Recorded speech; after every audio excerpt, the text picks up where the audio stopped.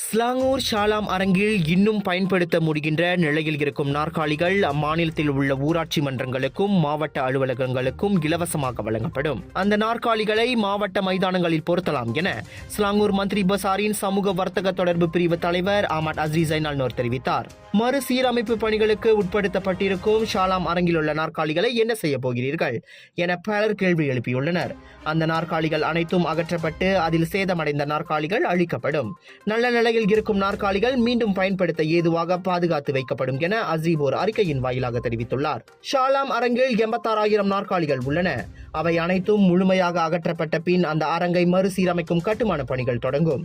2029 ஆண்டு டிசம்பர் வாக்கில் ஷாலாம் அரங்கில் கட்டுமான பணிகள் முழுமையாக பூர்த்தியடையும் என எதிர்பார்க்கப்படுகிறது.